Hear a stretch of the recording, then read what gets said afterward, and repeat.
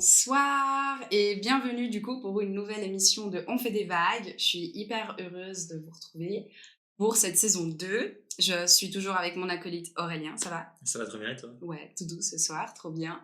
On a fait une petite pause d'été, on a renouvelé du coup l'émission, on tente de l'améliorer. Dites-nous dans le chat si ça vous a plu aussi la nouvelle image de notre émission On fait des vagues. Et du coup, pour ouvrir cette nouvelle saison, on a Pauline qui nous accompagne aujourd'hui. Salut Pauline, ça va? Ça va très bien. Tout doux? Et vous? Ouais, Très bien, très bien. Content d'être là pour le début de cette nouvelle saison. trop bien. Je suis contente, c'est une première pour toi sur Twitch. Et puis on va essayer de faire ça, enfin on va guider, ça va être tout naturel, tout doux, ça va être cool. Pour expliquer, du coup, je vais juste commencer par faire un petit profil de toi, que notre auditoire puisse te connaître, savoir un peu qui tu es. Puis ensuite, la discussion nous fera découvrir qui tu es. Et après, on passera par un petit moment à vie au bol pour essayer de poser des petites questions chouettes autour plein de thématiques. J'en dis pas plus, surprise, et puis je commence tout de suite avec le profil. Donc, pendant ton profil, Pauline, tu as le droit de réagir, de me dire si c'est faux ce que je dis, tu as le droit de rebondir bien sûr, et Aurel, si tu veux compléter, avec plaisir. Merci. Ok. Pauline, moi ce que j'ai compris sur toi, c'est que Pauline a 25 ans, tu es née... 24. 24? Ouais, bientôt 25. Bientôt? Mais 24 ans. Trop bien, c'est quand ton anniversaire? Le 11 novembre. Ok, on y arrive. Donc, encore 24 ans, bientôt le demi-siècle. Et Enfin, tu... Le quart, merci. Ciao. Ça commence bien. Et tu es né au Mexique, c'est juste? Ok, d'accord, j'ai trouvé ce fact super chouette. Et tu as donc aussi vécu un temps au Mexique? Ouais, enfin, pas très longtemps. Hein, genre 1 an et demi, donc on est sur... on n'est pas sûr de la vie consciente. Mais je suis retournée beaucoup de fois, donc je me souviens. Ok, donc quand même une sorte de lien avec le Mexique, la culture là-bas, trop chouette. Après le Mexique, t'es venu en Europe directement, c'est ça? Ouais, à Paris. Paris, ok. On est resté là-bas 8 ans, ma famille. Après, quand même. on a déménagé en Suisse. Et ensuite, la Suisse, Lausanne? Direct? Enfin, non, en fait, la région lausannoise direct, ouais. Mes parents ont emménagé près de Morges, dans un petit village qui s'appelle Vouflan-le-Château. Magnifique. Voilà, il y a à peu près 300 personnes dans ce village, donc pas grand monde. Peut-être c'est un peu plus grand, ouais, peut-être je suis mauvaise langue. Mais ouais, et du coup, toujours autour de Lausanne, mais comme j'allais à l'école vers Genève, j'ai vraiment découvert Lausanne pendant mes études plutôt. Ok, ouais. Plus tard. Parce que justement, j'allais y venir. Toi, tu viens tout juste de terminer ton master en data science, c'est ça? À l'EPFL. Donc, bravo déjà pour ça. Et merci. Aujourd'hui, c'était ton premier jour de travail aussi, du coup. C'était mon premier jour de aussi travail. pour ça. Merci. Plein d'acquis en ce moment, c'est trop chouette. Moi, j'ai essayé, à travers nos conversations, essayer de noter un peu des intérêts que je sais que ça fait partie de ta personne. Politique, forcément, on se retrouve un peu sur ce terrain. Parce qu'il y a des thématiques qui sont chères à toi. Moi, je me rappelle qu'on a beaucoup parlé des questions féministes, ce qui a fait aussi que tu as aidé à créer le groupement féministe de Agisson, ce qui est trop chouette. Et forcément, climat, environnement, il y a toutes ces notions un petit peu. Et injustice sociale, je sais qu'on a eu aussi certaines conversations sur ça, très chouette. Et du coup, tout ça fait que tu as été souvent membre en fait d'associations à l'EPFL ou ailleurs. Et puis aujourd'hui, tu te retrouves ici avec nous à Égisson, c'est trop chouette, on a beaucoup de plaisir. Et j'ai un autre fact super intéressant que Tarek m'a donné, tu aimes le puzzle. Ouais, et je pense qu'il dit ça aussi parce qu'en ce moment, je suis en train de faire un puzzle de 5000 pièces. Aïe. Et du coup que juste, il est en train de... Dans notre salon, il prend plein de place, quoi. Genre, Ça dure combien de temps, un puzzle de 5000 pièces? Ça fait combien de temps que t'es dessus? Alors, là, en vrai, genre, juste, c'est pas un truc que tu fais en continu, tu vois. Donc, tu sais, un puzzle de 1000 pièces, tu peux le faire en un sitting ou en 2 sittings, genre, donc... Genre, tu peux dire... Il y a des termes techniques en plus. Il y a le vocabulaire. Il n'y a pas du tout un vocabulaire, c'est juste... tu sais, genre, en une fois, tu vois, genre... typiquement, un puzzle de 500 pièces, tu le fais en une fois facile. Un puzzle de 1000 pièces, bon, ça m'arrive pas du tout toujours de le faire en une fois. Généralement, je mets plus de temps, selon la difficulté. Et c'est vrai que plus le puzzle est grand, plus tu vas prendre du temps, donc moins tu sais à peu près, tu vois. Mais je fais souvent... là, je l'ai commencé... Je dirais vers juin, un truc comme ça. Et là, j'en suis au bon 3/4. Wow. Waouh. D'accord. Donc, mais je l'avais déjà essayé de le faire. Genre, j'avais déjà commencé ce puzzle en première année de PFL. Vers la fin de l'été, en fait, avant de commencer les cours et tout, je m'étais dit, enfin, j'aimais bien le puzzle aussi déjà à l'époque, mais entre-temps, j'en ai fait beaucoup des plus petits, parce que j'en avais fait quelques-uns, dont un de 3000 pièces, c'est déjà genre bien fat, et genre ça prend déjà beaucoup de temps de faire un puzzle Je de me 3000 demande ce que pièces. c'est un petit puzzle pour elle, en fait. Non, mais C'est genre, quoi? c'est pas des ça. petits, mais genre des puzzles de 1000 pièces, c'est quand même des puzzles qui sont plus gérables en termes de Ok. proportions, et donc c'est plus des trucs que j'ai fait après. ouais. Et donc j'en ai fait plus, j'ai développé un peu une meilleure technique et tout, et donc là je le recommence et je mets beaucoup moins de temps que ce que j'avais mis pour essayer de le faire la première fois, mais j'avais jamais réussi à le finir en fait. Bon, j'invitais des gens à prendre des thés ou à manger ou à boire chez moi, et juste moi je faisais du puzzle pendant qu'on discutait. Et j'ai jamais réussi à le finir en fait. J'ai déménagé de mon appart avant qu'on le finisse. C'était un peu comme un tapis quoi, mais le truc c'est juste que genre, j'en avais même pas fait la moitié quoi, donc ça je restais en tapis quoi. Mais ouais, là ça va, je vais bientôt le finir. On se réjouit à la fin de ce puzzle. On a le chat qui nous demande que représente ton puzzle d'ailleurs. Ouais. Alors c'est un puzzle, c'est un dégradé de couleurs. C'est toutes les couleurs de l'arc-en-ciel s'appellent. Ah oui, il n'y a même pas de motif pour. Non, il y a sur pas de lesquels motif. Mais en vrai, on pense que c'est plus dur, mais c'est techniquement plus facile, tu vois, parce que La nuance de couleur, ça te sert de repère. c'est ça. Techniquement, genre, t'as une pièce, tu vas pas savoir exactement où elle est, mais tu vas savoir dans quelle zone, donc tu peux vraiment réduire les zones possibles. Ouais. Alors que typiquement, j'ai fait un puzzle qui était genre juste, qui représentait une femme avec, elle portait genre un espèce de soleil ou whatever, et c'était un fond bleu et blanc avec des espèces de petits. T'avais l'impression que c'est comme du pinceau, tu vois. Et ben ça, c'était hyper chaud parce que tu savais pas si cette petite merde de pinceau-là, elle était là ou elle était là ou elle était là. Ouais. Donc tu galères beaucoup plus. Donc ouais, typiquement la vague, là, le truc je me souviens plus de son, le tableau japonais hyper connu. Alors lui, il était chaud de ouf. Ouais, bah lui, il était chaud de ouf, tu vois, parce que justement, t'as les petites vagues, tu sais pas dans quel sens et tout, voilà. Donc ça, c'est pas facile non plus parce que, particulièrement dans les clairs et les foncés, c'est difficile de discerner les couleurs, mais objectivement, c'est plus facile que d'autres types de puzzles. Là, typiquement, à mon chalet, j'ai commencé un puzzle que j'ai toujours pas terminé, qui fait que 800 pièces. Et genre, c'est la table de Rosette, tu sais, genre le truc avec toutes les langues. Là. Et ça, c'est hyper chaud. Tout est gris en plus. Ouais, parce qu'en fait, les hiéroglyphes, à la rigueur, tu peux un peu te baser sur les dessins. Après, il y a aussi du grec ancien, où là, au moins, on a l'ordre on sait quel est le sens des lettres, donc au moins, tu as une orientation pour les pièces, mais tu sais pas lire, donc en fait, tu vas vraiment en mode, tu testes chaque pièce, quoi. Donc, et après, il y a au milieu, genre, je me souviens même pas les noms de ce langage, c'est un langage, genre, ancien, genre antique. C'est juste des petits traits, quoi, donc genre ça va nous prendre, mais... Mais du coup, ça je fais avec des potes, genre ils m'aident et tout, un peu. Je recrute des gens. C'est à mourir de rire. Et du coup, le puzzle dans cette façon, tu fais en groupe souvent ou c'est toujours un peu un truc solitaire? Moi, je sais pas, je le connais solitaire, le puzzle. Plutôt solitaire. En vrai, moi qui fais du puzzle, c'est moi dans mon salon, assise sur des coussins, en train de regarder YouTube en faisant du puzzle, ou en train d'écouter des podcasts. Ça, c'est pas mal, ouais. Ça, c'est une bonne soirée. Ouais, vraiment. C'est tellement apaisant et tout. J'ai pas mal fait ça pendant l'été et tout. Surtout quand il fait chaud et que tu peux pas vraiment passer du temps dehors en plein milieu de la journée parce que juste tu meurs, du coup t'es de chez toi et c'est assez agréable. Et sinon, avec des potes, j'ai fait de temps en temps, ouais. Mais souvent, t'écoutes quand même un podcast où tu discutes parce que genre c'est difficile de vraiment faire un truc un peu plus actif que discuter doucement, quoi. Ouais. Intéressant.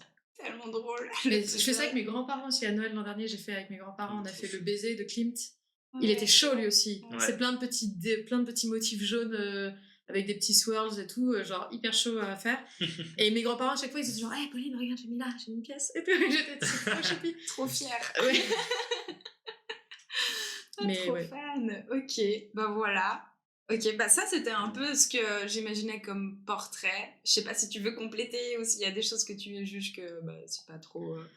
Si tu veux revenir sur des infos ou quoi. Non, c'est à peu près juste. Je pense qu'un hobby que j'ai plus encore que le puzzle, c'est les jeux de société, en vrai. Ouais, c'est juste dans ma tête, le puzzle, c'est un peu, ça va avec, tu vois. Ok, donc fan des jeux, les soirées de jeux. Ouais. C'est parti. Ton jeu préféré, du coup? Oula. Ou tes jeux? Je sais pas si j'ai un jeu préféré en fait, genre juste j'aime bien découvrir des nouveaux jeux. Ouais. J'ai pas mal de potes qui ont aussi plein de jeux et qui aiment bien faire des jeux, et du coup, j'en découvre plein et tout. Mais bah, j'ai quelques jeux chez moi. Le truc, c'est que c'est quand même cher, donc pour l'instant, Ouais, c'est vrai. je commence doucement ma petite collection de C'est jeux ça. et tout. Et puis, il faut aussi trouver des gens avec qui jouer. Quoi. Bah, ouais. Et donc, c'est pas toujours. Enfin, je vais pas toujours aller m'acheter de nouveaux jeux. Mais j'aime bien les gros jeux, genre, qui Plutôt mettent bien plateau, longtemps. strat. Pas forcément, genre, un type de jeu en tant que tel, mais les gros jeux qui mettent longtemps, tu sais, genre, longue résolution, ça, je kiffe. Une longue révolution. Résolution. Ah, j'ai la grande révolution. Ouais. Ça va avec. Ok, trop bien. Toi, Aurel, t'avais envie de compléter un fact sur Pauline, je sais Non, pas. mais Non, c'est cool. moi, je connais pas tout sur toi, mais ça m'avait l'air déjà assez complet. Enfin, Alors, en tout cas, pour une introduction. on va en prendre et en connaître plus. Bah, je propose d'ouvrir la vie au bol. Qu'est-ce que vous en pensez? Comme ça, on peut commencer les questions gentiment.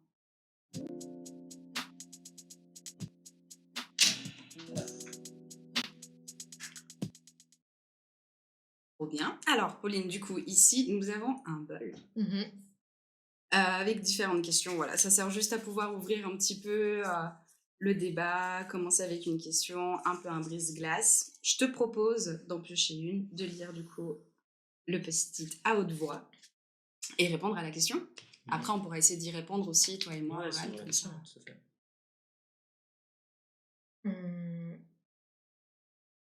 Quelle branche t'a marqué et ajouterais-tu au système scolaire? Quelle branche, quelle branche de cours, là? Ouais, Quelle matière scolaire? matière, ouais. Et qu'est-ce que j'ajouterais comme autre matière? Il manquait. Ok. Marqué, ça peut être en bien ou en mal, j'imagine. Bah, j'ai fait le PFL, donc logique, j'aimais bien les maths et tout, la chimie, enfin, j'aimais bien un peu toutes les matières scientifiques. Je suis en train de réfléchir à un truc. En vrai, un truc qui m'a marqué, un truc que j'ai trouvé assez intéressant en général, c'était quand même, j'ai trouvé ça cool dans le système français parce que j'ai fait le système français. T'as philo en terminale. Je sais que vous avez peut-être même plus de philo encore. Enfin, je sais pas exactement sur thème de programme Mathieu, mais. Tant que ça, non, on a que en dernière année de gymnase. Ouais, bah nous aussi, c'est Donc, en terminale, donc dernière année de. À moins que tu prennes l'option. Et puis, du coup, tu as pendant tes 3 années de gymnase-lycée. Ah ouais, ok. Bah nous, t'as pas le choix, quoi. C'est seulement la dernière année. Et en vrai, bon, franchement, j'ai absolument pas étudié. Enfin, j'en avais un peu rien à faire pendant. Mais je trouvais ça cool d'être dans un cours où tu discutais un peu de la vie, de ce qui est bien, ce qui est pas bien, etc. Genre, c'était fun. Mon prof, il était un peu random et donc on rigolait bien en cours, quoi. Ouais, c'était assez fun. Mais c'était pas trop une matière pour laquelle j'ai travaillé. Donc, en vrai, peut-être parce que je me disais que de toute manière, même si tu travailles, c'est galère d'avoir des bonnes notes, donc j'étais un peu en mode autant mettre mon temps autre part. mais, mais ouais, genre en vrai, c'est une matière que j'ai trouvée intéressante en général. Et un truc que j'ajouterais, je sais que dans le système suisse, c'est pas autant un problème, mais dans le système français, on n'a pas d'art à partir de. Même pas le gymnase, je dirais, genre peut-être genre quelques années avant de commencer le gymnase. Ok. Et je trouve ça hyper dommage parce que j'aurais bien aimé continuer à faire de l'art plastique, ou même d'autres types d'art, quoi. Genre, t'es obligé de prendre en option, machin et tout. Donc ouais. Voilà. C'est différent. Ça sert à rien d'avoir les deux trucs. Non, c'est intéressant. Trop bien, de ouf. Mais voilà. Est-ce qu'on tire d'autres cartes pour nos questions? Comme tu veux. Ou à moins que tu veux répondre à celle-là. Bon, on y avait déjà. Je sais qu'à répondu, à 2 émissions précédentes, on était tombé sur cette carte. C'est pour ça que j'ai envie de te proposer de tirer une nouvelle. Allez. Tu es chaud? Vas-y. Je vais pas regarder, comme ça je cherche pas. Alors la question c'est dans quels aspects la Suisse est-elle un exemple? Ah super. Moi elle est dure cette question à part ça. Je pense que en plus ça va bien avec Agissant, mais la Suisse elle est un exemple dans le sens où on a un système démocratique qui est certainement meilleur que dans beaucoup de pays, et je trouve que la possibilité de faire des initiatives, par exemple. Alors, c'est très Agissant orienté comme question, mais je la trouve assez incroyable. Et puis ça, je pense que c'est quelque chose qui est exemplaire. Après, voilà, on serait pas là en train de discuter si c'était parfait et que la Suisse est totalement un exemple là-dedans. Du coup, est-ce qu'il y a d'autres domaines dans lesquels il y a un exemple? T'as une idée, Pauline, si jamais t'as Sûrement, envie de je rebondir, sais pas. tu peux. Ouais. Au niveau des trains, en vrai. C'est vrai, à part le prix. Ouais, à part le prix. Mhm. Mais C'est on vrai a vraiment que- les meilleurs trains. C'est genre, Toute dès la que tu map, voyages ouais. en dehors de Suisse, tu te rends compte un peu à quel point. Et au-delà du Mm. train, enfin les cars postaux, il n'y a pas un endroit en Suisse où tu peux pas y aller en fait. Ouais, c'est Même vrai. à la télécabine super haut, Ouais. Ouais, tu y vas. c'est Mhm. vrai que bah, après, c'est aussi un petit pays, mais c'est quand même vachement bien connecté quand on y pense par rapport à d'autres pays qui ont une géographie, enfin une topologie Mhm. beaucoup plus relou. Mais je suis d'accord avec toi, je dirais la démocratie un peu. Mhm. Euh, Ouais. Mhm. Enfin, il y a aussi beaucoup l'aspect sur lequel la Suisse n'est pas un exemple, je pense, mais bon, c'est Mm. pas tellement la question. Ah, bah alors on peut tourner ça alors. Ouais. Un exemple de ce qu'il ne faut pas faire. Ouais, moi je pense que voilà, d'un côté c'est ce qui fait que la Suisse est probablement positive dans ce qu'on a dit, dans les trains, dans les services publics, dans les infrastructures et autres, mais en même temps, pourquoi est-ce que c'est si positif que ça? Et pourquoi est-ce qu'on a autant un si bon confort de vie? À mon sens, c'est aussi parce que voilà, on profite pas mal d'entreprises qui sont installées en Suisse et qui font pas forcément des choses jolies à l'étranger, et puis voilà, on les héberge, on les tolère, et puis en fait du coup indirectement on est un peu complice et c'est ça qui nous permet d'avoir une si bonne qualité de vie, donc Ouais. à ce niveau-là. Après c'est voilà, je Ouais. tire un peu vers le bas Non, le moral mais directement. trop pas, soyons honnêtes en fait, tout simplement. De ouf. Parce qu'il y a d'autres choses qui vous viennent. Non, ouais, je suis grave d'accord. Mm. Je suis grave d'accord. Et puis, J'ai peine à trouver un bon exemple pour la suite, je suis désolée. un truc bien. Ouais, c'est vrai que comme tu disais, les parcours des transports publics, je suis assez d'accord, mais c'est vrai qu'après, tout ce qui est question d'accessibilité, justement, des transports publics, je trouve assez nul. Et du coup, Bah, c'est mieux tout que est dans d'autres endroits aussi, en vrai, objectivement. Mais bon, c'est toujours pareil. Mhm. Moi, je Mhm. trouve que si je dois donner un autre truc bien, c'est que en général, il y a quand même. Enfin, je sais pas en vrai trop. Il y a des endroits où c'est pas trop le cas, mais j'ai quand même l'impression qu'en général, quand t'es dans la nature et tout, il y a quand même un respect des espaces naturels. Juste les gens, en général, ils sont pas trop en train de balancer des trucs. Et donc, quand tu vas, tu te rends pas forcément compte de à quel point c'est des espaces qui sont faits par l'humain pour l'humain. Parce qu'au final, quand on est en nature, on n'est jamais dans des espaces vraiment naturels. À part si t'es alpiniste et que tu vas en montagne, quoi. Mais quand tu fais des sentiers et tout, au final, ça a été aménagé. Mais c'est quand même relativement. Enfin, t'as pas des déchets, t'as pas je sais pas moi, des magasins dans tous les sens. Enfin, on garde un peu quand même ce truc de des zones qui devraient juste pas avoir trop de trucs qui s'y passent et c'est pas trop mal, quoi. Genre, Ouais, c'est vrai. mais bon, ça reste aménagé, ce qui est. Ce qui est, de ouf. C'est ce qui est. Ouais. Ouais. Bah, pas mal déjà pour notre avis au bol. Moi, je propose que peut-être on passe maintenant à ta découverte. Ouh. C'est, bah, moi, j'avais bien envie je sais pas, essayer de comprendre un petit peu. Est-ce que parle-moi un peu plus de ton choix d'études. Je sais pas si à un moment donné, est-ce que tu utilisais la data, est-ce que ça a été à des fins de te dire peut-être que c'est une manière de pouvoir s'engager dans un monde ou rien à voir, pas du tout. Ouais, plutôt rien à voir en vrai, parce que quand j'étais au lycée, donc le gymnase français, j'étais pas particulièrement engagée. Je pense même que. Enfin, ouais, j'ai été éduquée dans une famille plutôt féministe, donc genre, en tout cas par ma mère. Donc c'est vrai qu'il y a des trucs qui pour moi l'étaient pas, qui sont peut-être pas neutres, mais j'ai pas choisi mes études particulièrement dans une dynamique d'engagement. Même si à posteriori j'aimerais bien, je pense. Et c'est juste, j'avais bien envie de devenir architecte de base. Ok. Et donc le PFL, comme j'aimais bien l'art, j'aimais bien les sciences et tout, ça me semblait être l'architecture, ça me semblait être un des domaines où pouvait un peu regrouper les deux. Et comme en général, j'ai l'impression que c'est aussi ce qu'on m'a dit, ce que mes parents m'ont conseillé, etc. Faire des sciences, enfin c'est un peu plus restrictif que faire de l'art, en tout cas dans le timing de ta vie, quoi. Bah, c'était un peu en mode bon bah si je veux faire les deux, je suis quand même obligée de commencer au moins par les sciences. Et donc j'ai décidé de faire le PFL et j'ai décidé de pas faire archi parce que j'ai fait un stage en génie civil quand j'étais au lycée. Un petit stage l'été et tout. Et en fait, être sur les chantiers, etc., j'ai pas du tout kiffé. Je trouve ça assez désagréable. Peut-être que c'est aussi être une femme dans ce milieu-là qui est particulièrement dur. C'était un stage chez une femme qui tenait son cabinet de génie civil toute seule. Et clairement, elle m'a fait comprendre que c'était pas facile, quoi. Genre, que c'est un aspect total du métier, quoi. Ouais, fallait vraiment se faire respecter et tout. Enfin, et donc, j'avais pas trop envie d'être dans ce mindset-là. Aussi, je pense que aussi quand tu réfléchis à ce que tu veux faire dans ta vie et que t'es enfant, bah, t'as quand même une considération de est-ce que je vais pouvoir gagner ma vie, est-ce que ça va être un job risqué, etc. Et je pense qu'il y avait un peu ce truc de quand t'es architecte, c'est déjà un truc où c'est plus difficile de se faire une place. Et que, un peu comme dans beaucoup de métiers qui sont artistiques, il y a quelques personnes très connues qui ont beaucoup d'argent et qui se passent très bien, mais beaucoup de personnes qui galèrent à vivre, quoi.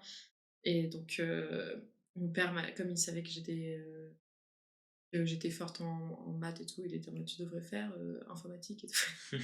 et donc, j'ai regardé un peu. J'ai regardé un peu, et en vrai, dans les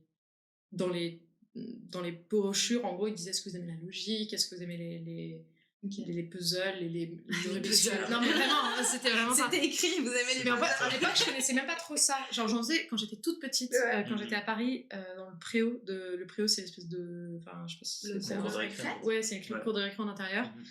Je faisais du puzzle des fois à la pause et tout. Et du coup, je les remettais dans des boîtes sur le papier et tout pour faire la pause suivante et tout. avec des potes et tout, on faisait ça. Il y avait aussi, on faisait des cours d'origami. Enfin, j'ai toujours bien aimé les petites activités chill comme ça, peut-être parce que je suis un peu une meuf. Je suis assez speed et tout dans ma vie, donc peut-être j'aime juste bien faire des activités chill. Ça te détend un peu. Ouais, ça me détend. La tête. Ouais, c'est ça. Et bref, et du coup, je me suis dit, bah en vrai, ouais, j'aime bien la logique, donc testons why not l'informatique. Et j'ai fait du coup système de communication, pas parce que je savais vraiment ce que c'était, juste parce que ça avait l'air un peu moins informaticien que informatique, quoi. Vraiment, genre juste pour des a priori, voilà. Je pense que c'était plutôt mieux pour moi, mais c'était vraiment un peu bol, quoi, au final. C'était juste. J'avais l'impression qu'informaticien, c'était vraiment genre les gens de l'IT, tu vois. En vrai, oui, c'est des informaticiens, mais c'est juste pas exactement ce qu'on étudie en informatique à l'EPFL. Enfin, tu peux devenir informaticien en ayant fait informatique à l'EPFL, mais je me rendais pas compte que c'est beaucoup plus que ça, l'informatique en général aussi, c'est beaucoup plus divers. C'est pas parce que je sais pas réparer un ordi ou débugger, ou genre aider les gens quand ils savent pas se connecter sur leur mail que ça m'intéresse pas de faire ça, que je peux pas devenir informaticienne pour autant, quoi. Bref. Mais on peut pas mélanger tous les métiers, j'ai envie de dire. Voilà, c'est ça. Mais en fait, le truc, c'est qu'informaticien, on met tout dedans. En cours d'informatique que t'as à l'école, bon, t'es là, tu fais du PowerPoint, enfin, tu sais pas du tout ce que ça fait, ce que ça représente. Et les seules interactions que t'as avec des personnes qui sont informaticiennes, bah, c'est des personnes qui sont de l'IT, qui t'aident. Et en vrai, c'est très possible que ces personnes-là adorent leur job. Et voilà, c'est pas forcément ce qui me. Enfin, j'imagine, mais c'est pas forcément ce qui, moi, me chauffait particulièrement. Et en fait, c'est juste. En système de communication, et ça, c'est une section qui se focus un peu plus sur toutes les manières dont les gens communiquent entre eux à distance via les ordinateurs, en gros. Et donc, il y a la data science, c'est un peu annexe de ça. Et ce qui venait directement là-dedans, c'est plus les signaux, les trucs, c'est assez technique, assez niche. Pas forcément un truc qui m'intéressait beaucoup. Et comme j'aime bien, je suis un peu voyeuriste sur les bords, j'aime bien voir un peu ce que font les gens de leur vie et genre avoir une idée un peu de ce qui se passe. Enfin, je sais pas, ça me faisait kiffer les data science. Et donc voilà. Mais donc c'est plutôt dans l'autre sens où une fois que j'avais choisi que je voulais faire de la data science, j'étais là en mode comment je vais faire pour faire un truc un peu engagé qui correspond à ce que je veux, quoi. Genre c'était justement un peu l'inverse où après j'étais en mode j'aurais pas dû faire ça et tout. Ouais, parce qu'on peut imaginer que data science, ça peut être bosser pour une grande boîte qui centralise des. C'est quand même beaucoup ça, quoi. C'est quand même beaucoup ça. Parce qu'en vrai, même quand on y pense, même si on est en train de bosser sur un modèle hyper stylé l'idée, le truc vendeur, c'est tu vas pouvoir, avec tes modèles, tu vas pouvoir faire des trucs, aider des gens, mieux discerner des maladies, j'en sais rien, diagnostiquer, pas discerner. T'as plein de trucs très stylés sur le papier que tu peux faire, mais en fait dans la pratique, les boîtes qui sont en train de faire de la recherche sur data science et principalement machine learning, Donc tout ce qui est IA, bah, c'est des grosses boîtes qui ont beaucoup d'argent à mettre là-dedans parce que ça coûte hyper cher de accumuler toutes ces données. Les données, c'est les données de qui? Bah, c'est les données des gens. Donc il faut aussi avoir des moyens d'accumuler toutes ces données, ce que les universités et les centres de recherche n'ont pas forcément. Donc en fait, il y a ce truc de la recherche en data science, elle est très grandement privée en fait. Souvent, des chercheurs dans les entreprises vont aussi se mettre avec certains chercheurs aux universités et tout, ou alors aider avec des financements, mais la plupart des gros modèles qui sortent, typiquement ChatGPT, mais d'autres, ça, même dans le domaine de la data science, la plupart des trucs qui sortent et de la recherche, elle est complètement menée par les grandes multinationales, donc Facebook, donc Meta, Google, Amazon, Microsoft et Apple, voilà quoi. Apple sûrement, mais j'ai pas trop le souvenir d'avoir vu quoi que ce soit. Après, je me doute qu'ils doivent sûrement faire du ML aussi, quoi. Mais donc il y a un peu ce truc un peu privé. Voilà, c'est ça, que ça privatise, ou en tout cas, je trouve que ça réduit l'importance, ou en tout cas ou la capacité du domaine public à faire de la science et à mener la science. Et donc, ça fait que on se pose plus vraiment la question de pourquoi on fait ça, est-ce que ça sert vraiment à quelque chose, et quelles en seront les utilités, et comment on peut réguler aussi l'utilisation des algorithmes qui sont créés. Pour l'instant, les algorithmes, ils sont juste créés pour faire plus d'argent, quoi, pour des grosses boîtes. Et après, les gouvernements sont là en train de suivre, en train de dire, faut quand même qu'on régule ce qui se passe, parce que ils sont en train d'utiliser à tort et à travers les données des gens, quoi. Parce que c'est vrai de dire que le domaine dans lequel tu as étudié, c'est quand même un domaine assez frais, nouveau. Tu remarques que les gens, ils tâtent toutes ces questions de données, on ne sait pas trop, il y a encore une réglementation qui va arriver. Je pense que ton métier va beaucoup évoluer aussi encore. Ouais, il évolue déjà beaucoup, en fait, parce que même quand on y pense, en fait... parce que moi, j'ai étudié en tant que telle, j'ai étudié... la théorie vraiment mathématique derrière, la théorie mathématique et statistique derrière des modèles, mais même aujourd'hui, le travail de quelqu'un qui va développer, même un développeur ML, donc quelqu'un qui va juste développer des modèles, il va déjà utiliser des modèles préfaits et les combiner, en fait. Il faut penser un peu comme des pièces de Lego, en fait, et il se passe dans le machine learning ce qui s'est un peu passé dans le software engineering il y a 20 ans, quoi. Où de base, avant, c'était un peu chacun qui construisait son truc chez lui, donc tout le monde était avec des trucs un peu galères, où c'était tellement difficile à construire par toi-même que tu peux pas vraiment construire des trop gros trucs. Et après, ils ont commencé à plus à se mettre ensemble et à utiliser les bases comme des pièces de Lego, tu vois, et à combiner pour faire des systèmes beaucoup plus grands. Et du coup, ça fait un peu ça dans le machine learning aujourd'hui, où ce qui a été fait comme recherche ça date, la recherche en machine learning, le début, mais ce qui a été fait comme recherche il y a 15-20 ans, maintenant, c'est vraiment les petites pièces unitaires du Lego qui sont utilisées aujourd'hui, où tu as des modèles qui sont beaucoup, beaucoup plus gros, qui font des trucs beaucoup plus gros. Et donc, quand tu es un data scientist, tu t'implémentes beaucoup moins, tu es beaucoup plus en train d'utiliser un outil, puis un autre outil ensemble, etc., quoi. Intéressant, non, de ouf. Ok, moi, j'avais pas cette vision de la data, trop bien. Ouais, après ça c'est plus le modeling en tant que tel. Le modèle en soi. La data, tout l'aspect traitement de données, ça c'est toujours, ça se fait un peu toujours un peu à la main, et aussi tu as aussi des fonctions, tu as déjà aussi des outils qui sont à disposition directement, mais tu dois un peu toujours le faire par toi-même dans certaines mesures. Il y a une expertise qui reste là, mais c'est pas même si le processing des données c'est hyper important pour pouvoir en tirer quelque chose, c'est pas le processing des données qui fait l'effet waouh, qui fait que les modèles de machine learning et d'intelligence artificielle, tout le monde est en mode qu'est-ce qui se passe et tout. Ok. Ouais, non, de ouf. Ok. Et moi, du coup, j'ai aussi beaucoup compris que c'est pendant tes années à l'EPFL où tu faisais ces études-là que toi, tu t'es aussi beaucoup, beaucoup engagée dans plein d'associations. Donc, comment t'expliques ça? Est-ce que c'est le fait qu'il y avait peut-être des études hyper concrètes et ça te permettait... Tu t'engageais parallèlement à côté pour pouvoir rester active? Non. En fait, j'ai commencé vraiment pas du tout un engagement militant. Genre j'ai commencé à me mettre dans des associations. C'est des associations... c'est le coaching, donc c'est l'association qui accueille des nouveaux étudiants, etc., qui les aide à sociabiliser, à créer des groupes. En fait, c'est des groupes c'est des groupes pour dire vous êtes tous ensemble dans cet amphi, vous pouvez devenir potes si vous voulez, quoi. En fait, c'est un peu nécessaire parce que t'as 400 personnes qui arrivent et qui sont là en mode qui savent pas trop à qui aller parler et tout. Et du coup, c'est vrai que ce truc-là, moi j'ai trop aimé quand j'étais en première année. d'avoir cette structure. Ils organisaient des apéros, ils organisaient des événements qui permettent aux étudiants de se rencontrer et de se voir dans un contexte qui n'est pas le contexte de cours. Parce que quand tu es en amphi, tu peux parler à tes voisins, mais bon voilà.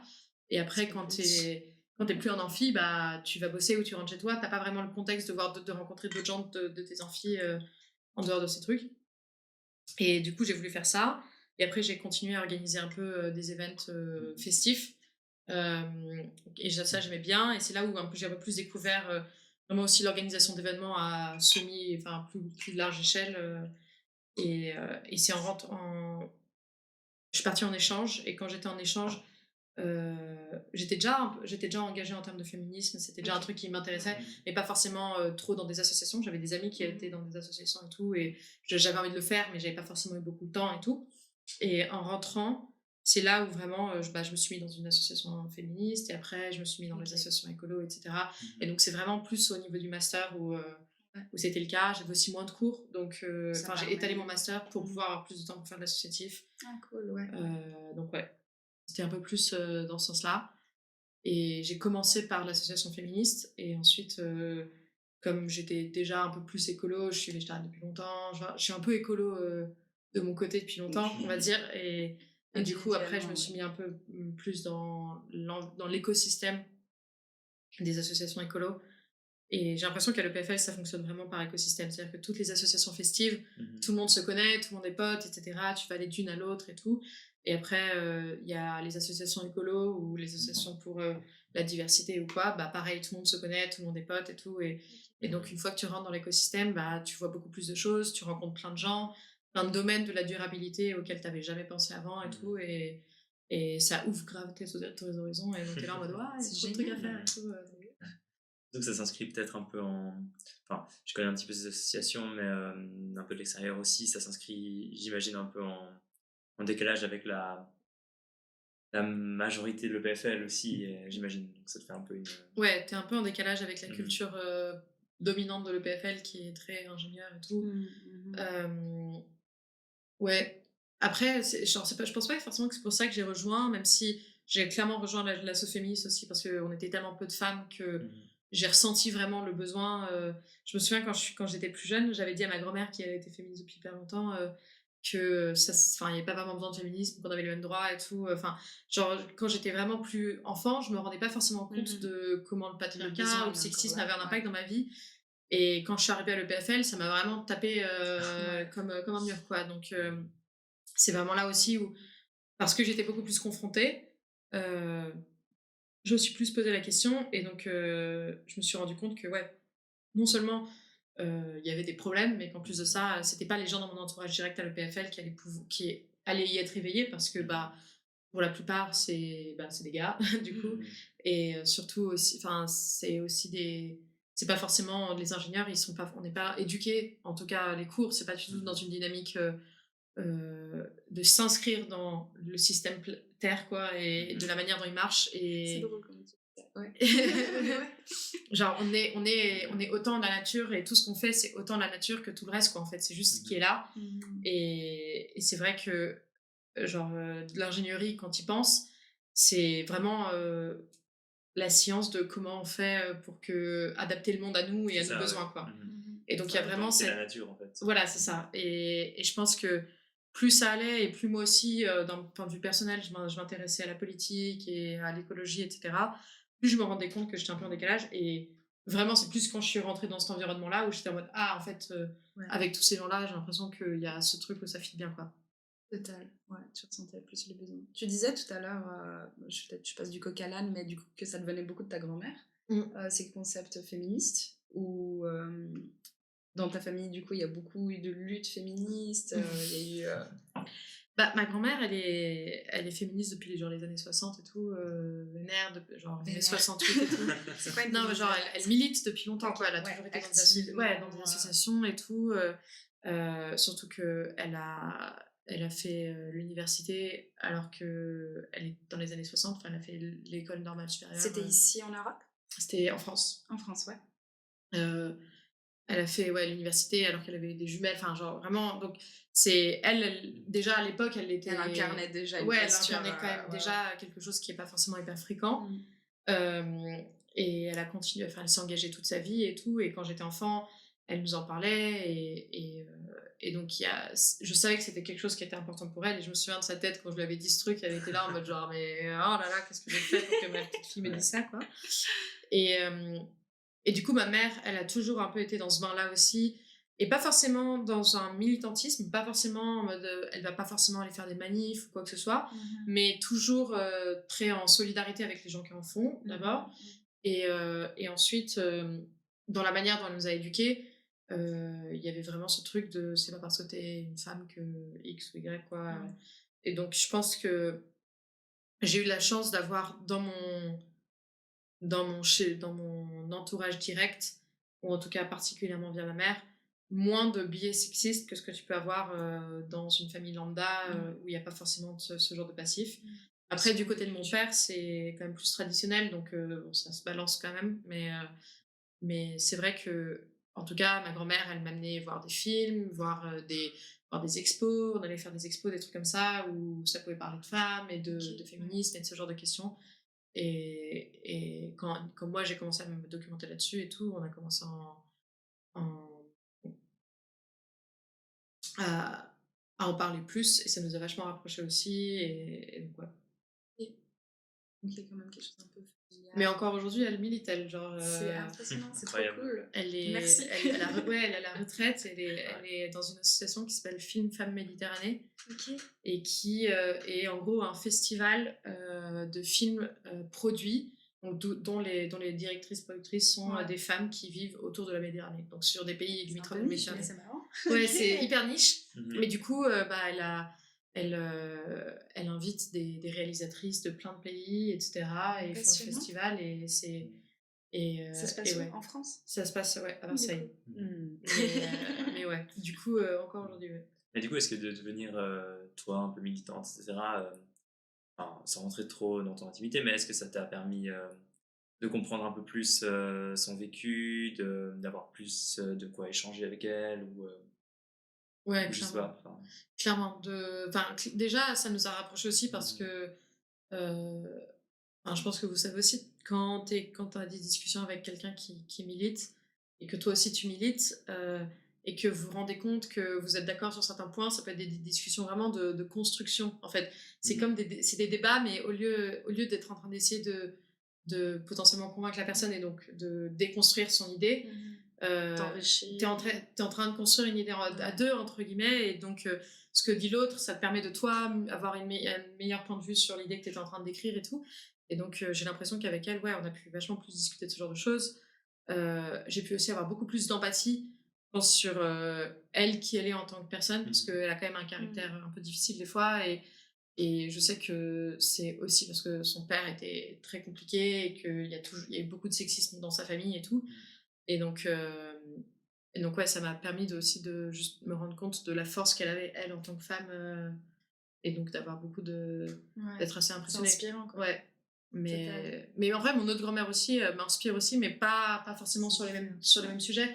Mais elle et mon grand-père, ils ont monté une entreprise, et donc elle aussi, elle était. Elle a travaillé toute sa vie, etc. Donc c'était pas. Genre, j'ai toujours eu des exemples de les femmes font autant, quoi. Mais c'est vrai que comme ma grand-mère, en plus, elle vit seule depuis longtemps. Elle est hyper indépendante, elle a plein de potes, elle fait sa vie, quoi. Genre, et elle est hyper active. Enfin, ouais, elle a eu 80 ans cette année et elle continue de vivre sa meilleure vie, quoi. J'adore. Il y a quelqu'un dans le chat qui nous propose d'inviter ta grand-mère, en fait, pour le prochain. Ah, moi, je suis trop chaude, mais elle serait trop chaude, je suis sûre. Tu crois qu'elle accepterait de venir discuter avec nous ici? on lui défrait le train. Oui. En vrai, je pense que ça lui ferait peut-être. Enfin, sûrement, je sais pas, je peux lui demander. Why not? Ce serait drôle. Ouais. Mais je me souviens, en vrai, j'ai un souvenir assez drôle. Elle m'avait emmené à un dîner avec des potes à elle. Et c'était la première fois que j'avais entendu le débat sur auteur-autrice. Auteur-e avec un E ou autrice. Et je me souviens à l'époque, j'étais en mode qu'est-ce qu'ils me disent autrice, c'est trop bizarre, c'est trop moche et tout. Et après, une fois que je me suis un peu plus éduquée, que j'ai plus regardé des trucs et tout, j'étais en mode je vois. Make sense. C'est drôle qu'elle soit dans ce sens-là, parce que d'habitude, on a c'est plutôt les jeunes générations qui vont apporter justement des nouvelles conceptions du monde aux générations un peu plus âgées. Enfin, c'est drôle que là, d'un côté, ça soit fait un peu dans Ouais, le c'est sens. vrai. Ouais, non, clairement. Et d'ailleurs, c'est elle qui m'a abonnée à enfin, elle m'a abonné pour mon anniversaire à une des recommandations que je voulais que je voudrais bien donner, qui est Partage-nous, avec plaisir. qui est La Déferlante, qui est un magazine féministe, qui est genre un espèce de répertoire de plein de luttes féministes en général. C'est génial. C'est des magazines, chaque volet fait genre 150 pages à peu près, donc Ok, c'est ouais. assez touffu quoi. Il y a des interviews, il y a des BD, il y a des articles, il y a genre plein de trucs différents. C'est hyper intéressant, j'adore. Comment t'as dit que ça s'appelait? La Déferlante. La Déferlante. Ok. Et elle m'a abonnée à ça pour l'anniversaire, donc ça fait 2 ans que je reçois, Merci grand-mère. des... Quoi. Ouais. C'est trop cool, super complet. Ouais, du coup, c'est... Elle m'aide, elle m'éduque littéralement. Complètement, elle te donne tout ce qu'il faut. Ouais. Ok, hyper passionnant. Trop beau. Et est-ce que, du coup, bah, ça, c'était ces thématiques féministes, du coup, c'était très présent. Est-ce qu'il y avait... comment est-ce que les thématiques du, peut-être le climat, l'environnement, ça s'est approché? Est-ce que c'était par ces associations que tu as découvert en venant à l'EPFL ou en famille, peut-être il y avait déjà des sensibilités dans ce sens? Bah là, c'est plus ma mère, je dirais, dans ce Ouais, cas-là. ok, c'est drôle. Ouais. Bah, c'est genre pas forcément que ma mère soit hyper écolo et nous ait appris à être écolo depuis qu'on est enfant. C'est plus, on a toujours mangé bio, on a toujours utilisé des produits de ménage bio, des trucs comme ça. Enfin, il y a toujours eu ce truc de du bio, on réutilise les emballages, les contenants Ouais. et machin. Pas pour autant que mes parents genre ont pas des consommations enfin genre ils consomment trop clairement et partie de ma mère elle le sait, mais c'est vrai que depuis que je suis enfant j'ai toujours eu ce truc. Je pense que c'est peut-être plus pour des raisons de santé, Oui, sans doute. pour elle, parce qu'elle se disait qu'elle n'avait pas envie de manger d'OGM, de machin, etc. Puis quand t'as des enfants, j'imagine aussi ça apporte une autre dimension. T'as Ouais, pas envie de donner sûrement, n'importe c'est quoi. ça. Mais c'est vrai que du coup il y a toujours eu ce truc qui est labellisé plus écolo, machin. Et donc pour moi, ça, genre, bon, bien sûr, quand j'étais étudiante, je ne pouvais pas forcément toujours manger bio, mais ça a toujours été un objectif d'aller vers ça. Et ensuite, ça c'était déjà j'ai été végane un peu pendant ma dernière année mes 2 dernières années de lycée, donc de gymnase. J'étais végane pour des raisons de santé et aussi par rapport à l'écologie, en fait. Ça m'a fait un peu me réaliser. Ok, ouais. Genre en me documentant plus, je me suis rendu compte de l'impact que ça avait. J'ai maté des documentaires avec elle, etc. Et du coup, je me suis dit que c'était important. Enfin, genre juste, c'était un problème, quoi. Ouais, Et je me ça se rendais pas posait, compte quoi. encore de à quel point c'était un problème. Mhm. C'était plus le truc de tu fais ton petit truc chez toi et tu Un peu t'en le parles, geste voilà. individuel, Exactement. chacun a sa responsabilité. Et je pense que Impliqué l'aspect comme ça. collectif de l'écologie, l'aspect politique aussi de l'écologie, ça c'est plus venu après au niveau des assos. Ok. Mais ouais, c'est vrai que Ok. voilà. Respect. Et puis, comment, ça c'est une question que je pose souvent pendant les émissions. Est-ce que tu as l'impression que ton entourage porte avec toi tes engagements ou c'est toi qui porte, qui insuffle un peu ces sensibilités à ton entourage, plus amical que familial, là, je mentionne. Parce que toi et tous tes potes, vous êtes là autour des débats de, je sais pas, climat, ouais, c'est trop bien, ces trucs de social et tout. Ou t'es l'extraterrestre qui parle de ça toute seule.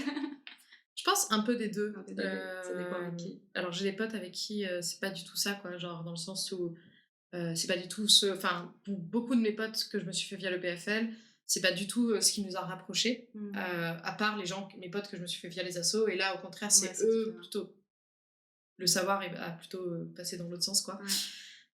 Et ils m'ont aussi donné une idée de comment tu peux vivre de manière un peu alternative, même dans la société telle qu'on l'a aujourd'hui, donc décider de faire d'autres choix, mais aussi décider d'exister ensemble autrement. Si Ok, vous voyez ce que je veux dire, juste il y a juste plus d'être dans un esprit plus de communautaire, de partage, et on est là, on se rend des services, on pense aux autres qui vont utiliser l'espace avec nous et tout.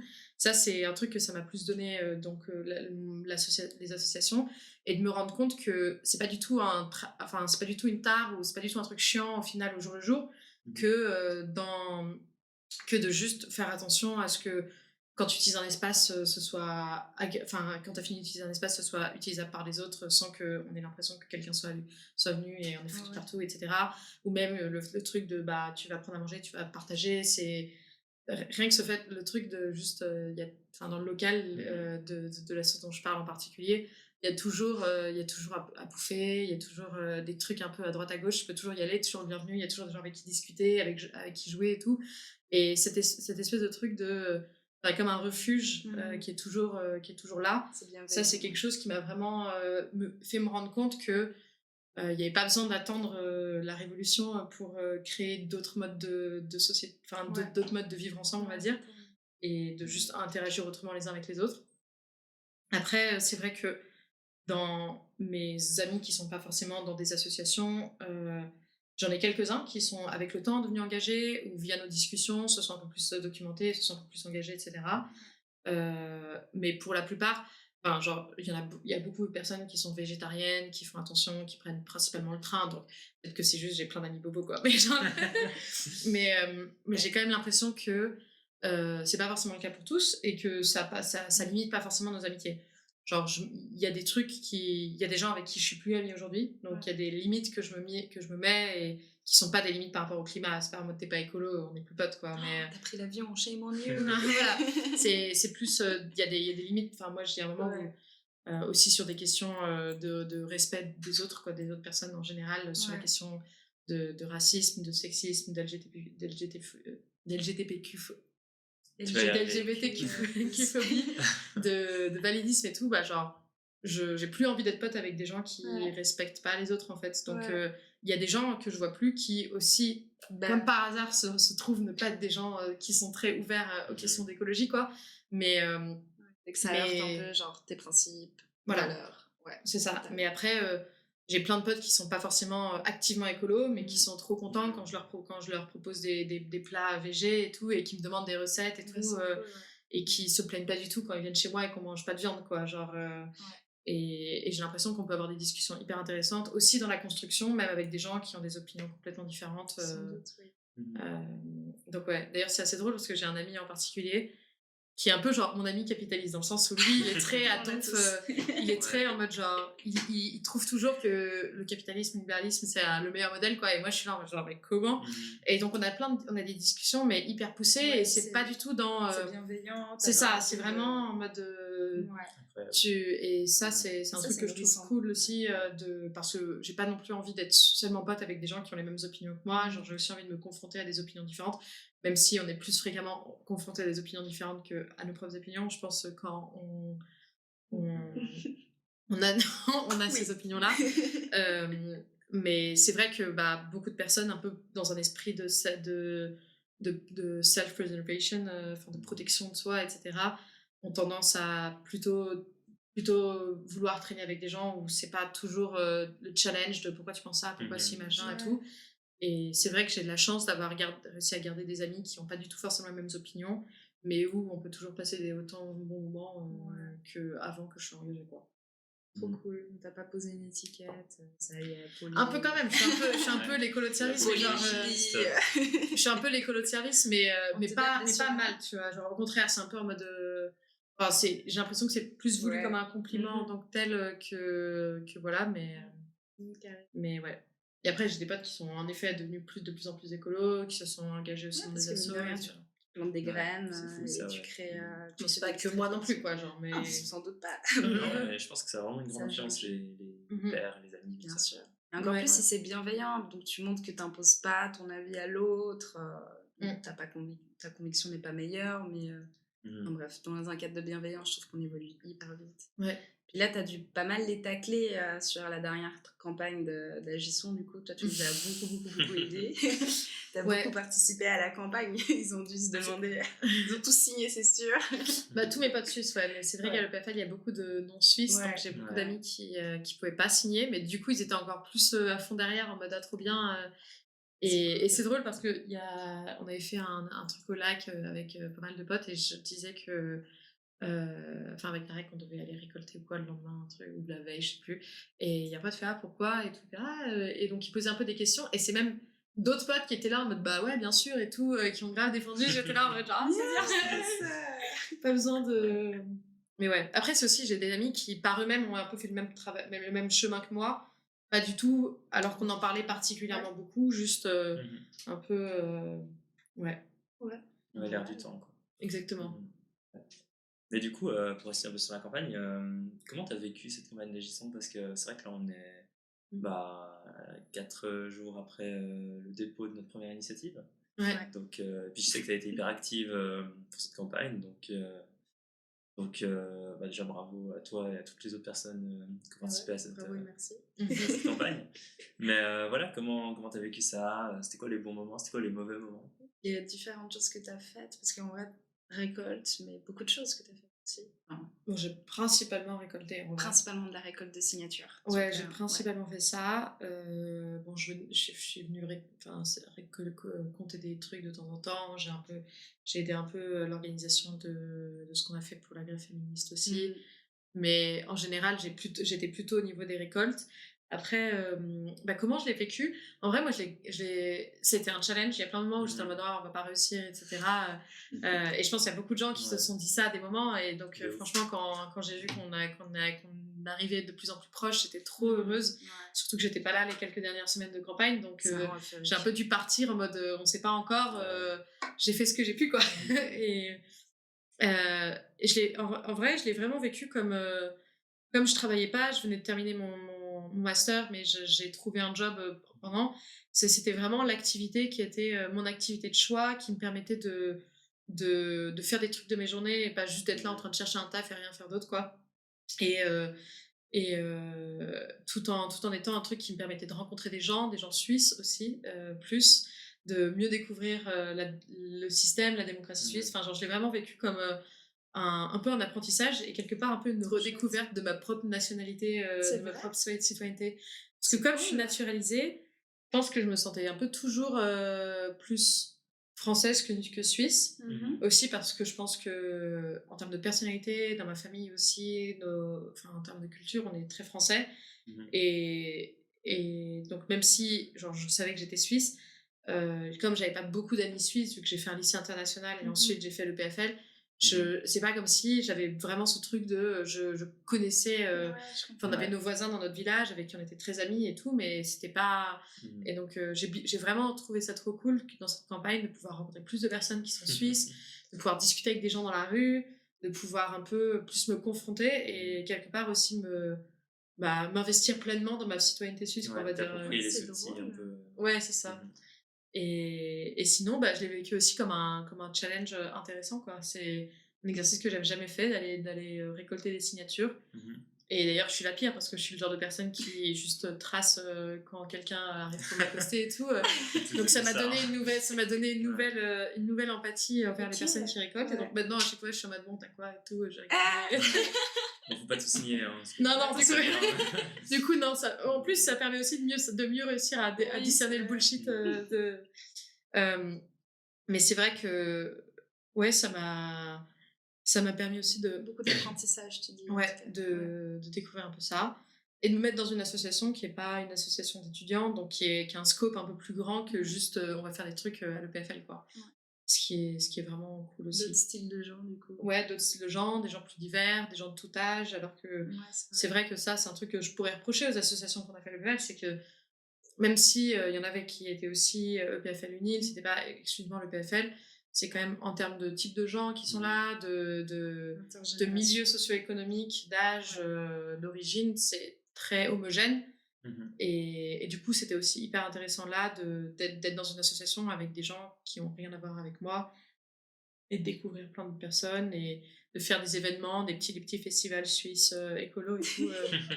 T'as dû découvrir plein de spots incroyables, du coup. Ouais, j'ai découvert des spots, j'ai découvert des trucs des services de livraison de maraîchers, de fruits et légumes de maraîchers directement sans avoir besoin de passer par la grande distribution et tout. Enfin, j'ai découvert plein de trucs dont je suis trop contente, quoi, aujourd'hui. Donc, ouais. Et est-ce que, je sais pas, t'arrives à te rappeler je sais pas, des anecdotes drôle, pire, moins pire anecdote pendant tes récoltes? Je pense que tu as dû voir toutes sortes de personnes qui ont voulu ou pas voulu signer du coup. Ouais, bah il y a des gens qui m'ont dit qui voulaient absolument pas mais qui ont quand même signé, j'ai pas trop compris pourquoi. Il y a des gens au contraire qui T'avais l'air sympa. Oui, je sais pas. C'est vrai, il y a ça, ouais. C'est vrai que des fois, t'as quand même des personnes un peu intenses que tu rencontres, Ouais. mais d'une manière générale, je crois que et c'est un truc dont je me souviens, c'est quand même que au marché, il y a plein de petites dames qui sont trop choupies et c'est Ouais, c'est franchement même de petits mecs, de petits vieux, genre vraiment il y a plein de gens différents qui sont juste là et qui font leurs courses et tu vois que surtout quand c'est des personnes qui sont un peu plus âgées que elles sont juste trop contentes de parler avec des gens quoi. Et c'est un peu Ouais, de ouf, bien et sûr. c'est un peu triste en vrai pour elles, mais d'un autre côté moi ça me faisait plaisir d'être là et de discuter un peu avec elles, de trouvais les ça aider à drôle. porter leurs sacs et tout. Mais ouais, et j'ai fait signer un gars, en petite anecdote, un monsieur qui était né genre en 29, un truc comme ça. Tu l'as Donc signé, hyper vieux, ouais, genre vraiment hyper vieux. Et au point où il se souvenait pas de son anniversaire.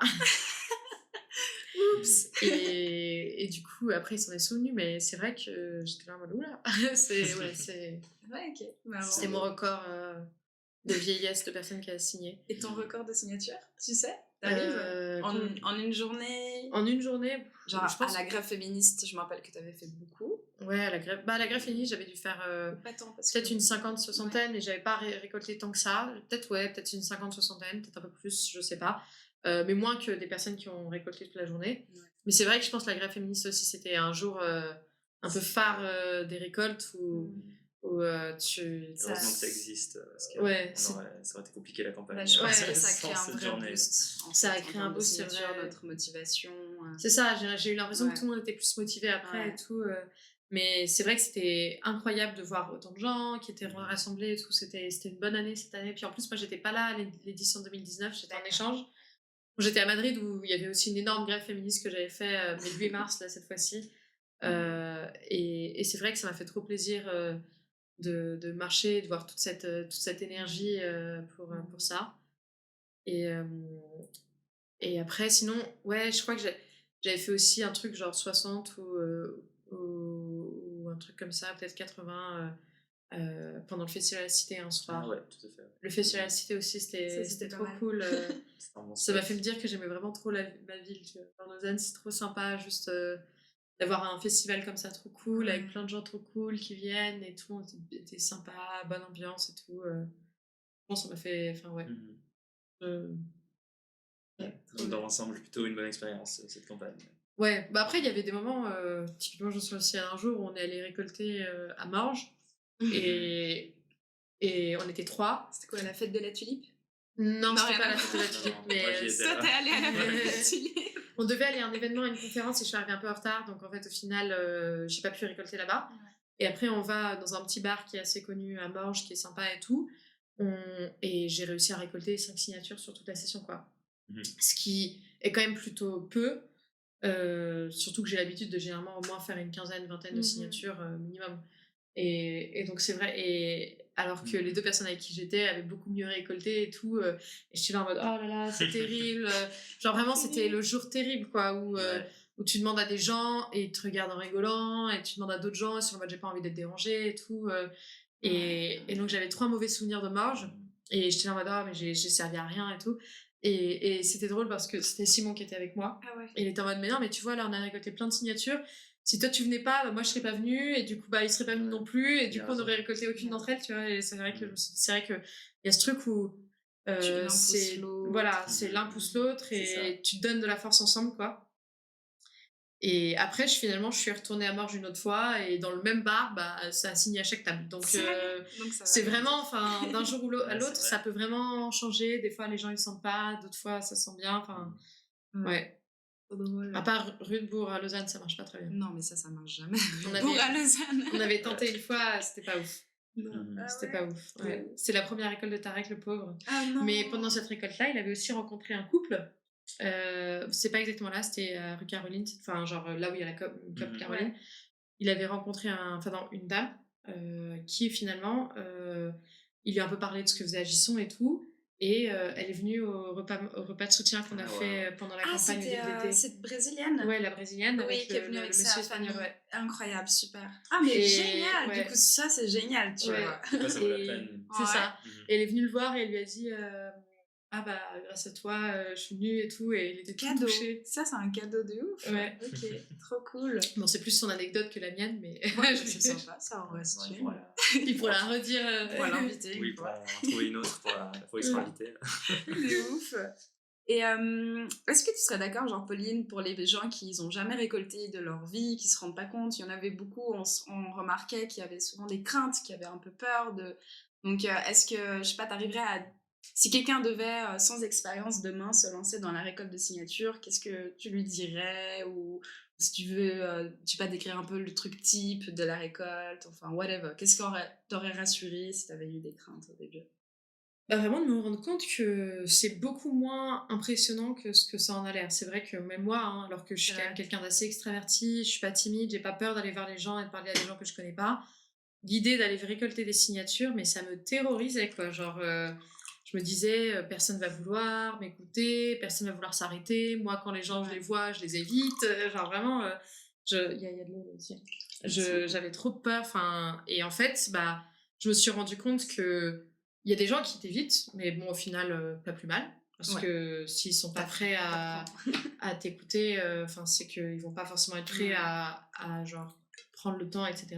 Comprendre qu'il faut pas convaincre non plus. C'est ça. Ouais. Mais ce que je me suis rendu compte, c'est qu'en fait, les gens sont hyper bienveillants, sont contents d'entendre ce que tu as à dire. Et particulièrement si tu trouves bien ton moment, le contexte, etc., ça peut faire des discussions hyper intéressantes où des fois on a discuté pendant 20 minutes avec des gens qui juste étaient touchés qu'on fasse ça, ou juste voulaient parler de leur propre expérience personnelle par C'est une rapport à ça. dimension C'est ça. humaine qui est C'est ça. assez forte. Donc tu rencontres plein de gens Ouais. différents qui te parlent de trucs différents. C'est ça j'ai beaucoup aimé. J'ai trouvé que il y avait c'était assez surprenant. Chaque récolte avait un peu sa petite surprise. Et au final, même ce que tu dis, c'est peut-être un peu stressant les premières fois. Tu sais pas exactement comment tu vas dire, comment tu vas parler, ce que tu vas dire. Ouais, et en fait, très vite, tu te rends compte que il y a une phrase qui sort plus facilement qu'une autre, et tu trouves un peu la phrase qui va bien et qui fait que ça se passe bien, et que les gens comprennent comme tu veux qu'ils comprennent, sans qu'il y ait de malentendus. Et puis après, t'entends aussi pas forcément des préoccupations, mais t'entends les réactions des gens, et donc ça te permet aussi de rebondir, et pour la personne suivante de comprendre, si vous pensez peut-être à ça, il y a ça. Ça te permet aussi toi d'affiner, de te rendre compte que différentes personnes déjà ont différentes perspectives, et de la même manière que là, le micro qu'elle on le voit tous d'un angle différent. Si toi tu me décris le micro, j'ai bien plus à même de te le vendre en voyant ce que tu vois du micro que en voyant juste le côté que moi je vois, qui peut-être me paraît très bien, quoi. Donc c'est pour ça. c'est vrai que avoir des discussions avec des gens, ça te permet de mieux savoir ce qui touche les gens, ce qui fait qu'ils ont envie de signer, de donner un peu leur voix, ou au contraire ce qui fait que ce qui toi t'aurait intéressé toi, mais qui les intéresse pas forcément eux, ou voilà. Et ce que j'ai aussi beaucoup aimé, c'est me rendre compte à quel point il y avait beaucoup de jeunes qui étaient aussi assez... Quand tu trouves, c'est pas le même timing que les adultes, les personnes qui travaillent, ou les personnes plus âgées, mais il y a plein de jeunes en fait qui sont hyper pour, qui ont bien envie de s'investir. Ça t'a rassuré? Un peu. Je sais pas si j'étais... Je pense que j'étais pas rassurée. J'ai quand même l'impression qu'il y a beaucoup de jeunes qui sont alertes, quoi. Mais c'est vrai que ça m'a fait me dire que même quand ils sont pas forcément engagés, il y en a beaucoup qui aimeraient bien avoir des petites perches, qu'on leur tende des petites perches pour qu'ils trouvent mieux comment s'engager, un début de piste, quoi. Ouais, donc l'accroche de début, genre souvent c'est un peu ça qui... C'est faire le premier pas, en fait. Ouais, le premier pas, il est difficile, mais après c'est fluide, comme tu dis, t'apprends vite. Et aussi quelque chose que moi, ça m'avait beaucoup rassurée, parce que j'avais pas fait beaucoup de récoltes, c'est que t'es jamais toute seule, en fait. Ouais. t'es jamais seule, enfin, à moins que t'as décidé d'aller toute seule à la Ouais. séance de cinéma et tout, mais t'es jamais toute seule, et puis on s'inspire vite les uns des autres. Ah, toi, tu fais une belle accroche, j'ai compris, C'est ça. ok. Et puis c'est hyper stimulant, en fait, finalement. Ouais, clairement. Ça, puis même dès qu'il n'y a pas de grand monde autour, etc., tu te rejoins et t'es là en mode ah, moi j'ai viens de rencontrer quelqu'un, c'était un peu ça. Et l'autre personne te remotive, etc., te rassure, enfin te dit ah, t'inquiète, ça va aller, et la personne suivante, enfin, tu peux te donner de la force. Ouais. Des fois, quand t'es à plusieurs, tu peux aussi avoir quelqu'un qui t'appuie dans une discussion, peut-être ou alors même qui t'aide, enfin, ouais, voilà. Genre, Sans doute. Hein. Mhm. Doute. Trop bien. Et tu referais, tu penses, une campagne de récolte? Bah, clairement. Bah, je sais pas, peut-être Je veux que... dire, non, vraiment. Ouais, non, clairement. Après, je pense que là, il faut aussi se rendre compte qu'on demandait à des personnes suisses de donner le droit de vote à des personnes non suisses. Donc, quelque part, prendre un peu de leur temps pour faire quelque chose qui n'a pas une incidence directe sur elles-mêmes. Et déjà là, il y a eu quand même pas mal de réactions, de réponses. Et donc, c'est vrai que ça me fait me rendre compte aussi que euh, si on a une initiative qui touche vraiment les gens et qui leur fait se rendre, leur fait se rendre compte, enfin, leur donne l'impression que ça va vraiment avoir un impact dans leur vie, il y aura beaucoup, beaucoup d'engouement, quoi. Alors que là, alors que ça n'a pas beaucoup d'impact sur la vie des gens pour la plupart, directement, à part leurs proches, leurs amis, pour ce qui est déjà un impact dans sa vie, on va dire, mais Ouais, mais dans ton quotidien. c'est ça, c'est pas un truc qui allait changer la vie des personnes qui étaient insignées, quoi. Et déjà là, il y avait de la réactivité, il y avait des gens qui trouvaient que c'était bien ce qu'on faisait, il y avait des gens qui nous disaient merci pour leurs parents, pour leurs grands-parents, ou pour leurs amis, ou pour leurs conjoints, ou quoi, leurs conjoints, conjointes. Mais c'est vrai que je me dis que dans une initiative où les gens ressentent vraiment l'impact que ça aurait sur leur vie, ça doit être un plaisir. Ok, ouais, C'est trop quoi bien. une initiative que tu veux lancer comme ça, ou bien que tu souhaiterais que peut-être soit la prochaine Agisson, ou bien tu vois La comment la prochaine suite. récolte. Ouais, c'est ça. Ou bien plus généralement, comment tu vois, c'est une question pas facile, mais comment tu vois la suite, soit d'Agisson, soit de ton engagement, que ce soit au sein d'Agisson ou ailleurs. Bah, je me vois clairement rester à Agisson, en tout cas pour le moment. Peut-être continuer, continuer d'aller dans des manifs, des trucs comme ça, mais continuer de m'engager en général de différentes manières. Euh, je pense pas, clairement pas en termes de politique, de politique, parti politique et tout. Institutionnel. Et je pense que c'est pour ça que ça me plaît aussi Agisson, justement, parce que ça passe pas forcément, ça va pas du tout dans les objectifs ni dans la dynamique de l'association. Et ce que je vois comme entre guillemets next steps pour Agisson, c'est aussi d'autres initiatives qui continuent sur la lignée qu'il y a, qui sont les points communs et ce qui rassemble les différentes personnes qu'il y a dans l'association. Et notamment, j'aimerais bien qu'il y ait une initiative qui soit en lien avec le féminisme. Donc, pendant la grève féministe, on avait fait un petit atelier où on avait fait participer les passantes et leur avait fait mettre sur un petit post-it l'initiative qu'elles aimeraient voir. Il y avait des super chouettes. Il y avait plein de propositions très cool. Et c'est vrai que si je devais choisir une à faire, j'irais un peu retourner dans tous ces petits post-it qu'on a gardés précieusement et regarder une qui a l'air d'avoir beaucoup d'incidence. Mais ouais, voilà. Mais je pense clairement quelque chose par rapport à ce qui pour moi presse le plus dans le thème du féminisme, qui sont les violences sexistes et sexuelles, quoi. Donc après, c'est difficile de trouver des initiatives qui vont pouvoir être mises en place ou qui sont comprises par les gens, parce que malheureusement c'est aussi un domaine un sujet qui est assez peu compris. Et même chez les femmes, quasi toutes les femmes sont touchées par ça, mais tant que t'as pas vécu ça ou que t'as pas une personne proche qui a vécu ça, qui t'a expliqué, tu te rends pas forcément compte. Tu te rends aussi pas forcément compte qu'il y a plein de femmes qui ont vécu des choses mais qui se rendent pas compte que c'est des violences sexistes et sexuelles, en fait. Donc ça fait que il y a un gros travail d'éducation d'abord, en fait, avant de en général dans la vie, partout, pas forcément avant de faire une initiative, mais que en tout cas c'est aussi un sujet sur lequel, avant qu'on puisse vraiment avoir des changements dans ce qui se passe, il y a un travail d'éducation au niveau des femmes, aussi au niveau des hommes, ça c'est sans question, au niveau général, quoi, de se rendre compte que que des choses qui jusqu'à présent on prend pour acquis, ou même pour de la drague ou whatever, ou juste pour des interactions normales, sont en fait des interactions qui ont un impact délétère, et genre vraiment délétère sur la santé mentale de la moitié de la population, quoi. Beaucoup. Non, t'es ouf. Intéressant. C'est trop bien. Moi, j'ai hâte qu'on puisse lancer une initiative féministe au sein d'Agissons. Ça serait vachement chouette et cohérent. Ouais. Absolument. Je propose que peut-être bientôt, je suis assez curieuse de demander à Apolline ses références. C'est vrai que tu nous as déjà parlé de la déferlante, mais peut-être que tu as d'autres. Peut-être que t'auras d'autres références. T'as grillé celle que t'avais préparée, mais ouais. je sais pas. J'en avais plusieurs en tête.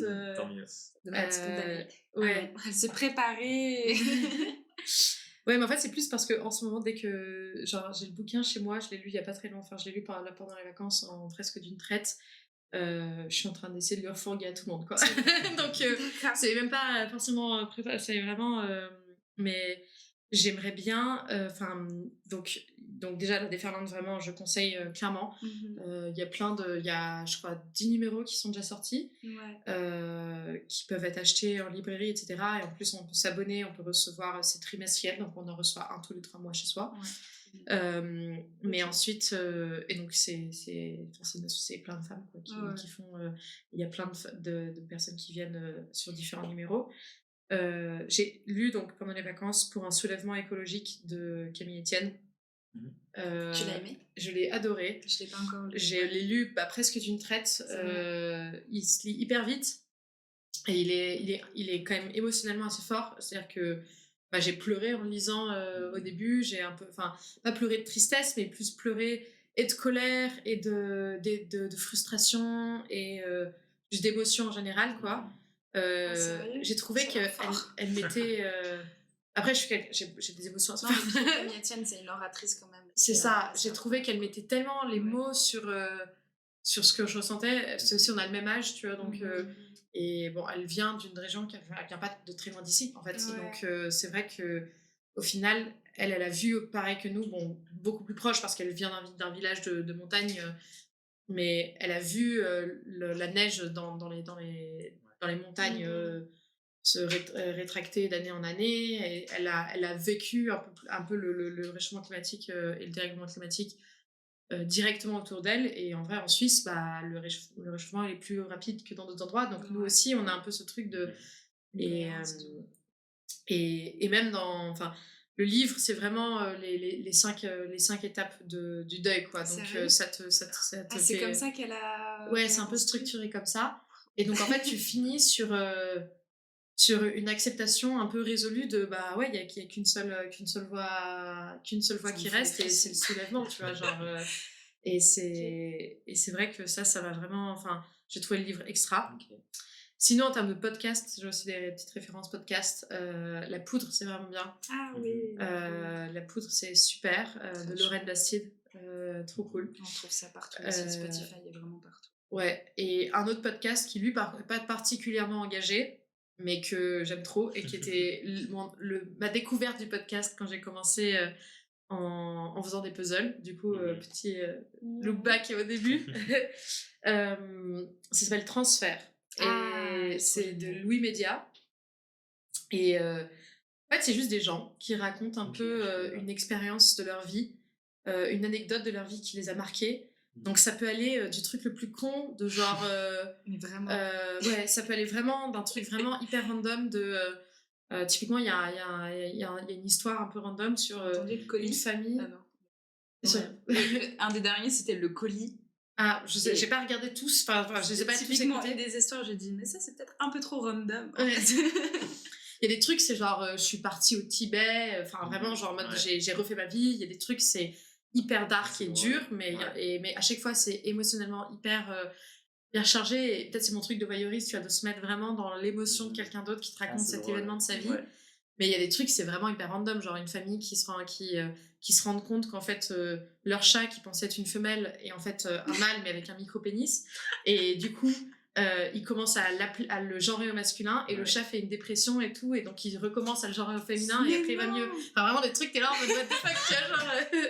Donc, c'était genre, c'est des petites histoires comme ça. Pour le puzzle, c'est Et parfait. ouais, c'est ça. Et il y a différentes longueurs. Et juste à chaque fois, c'est.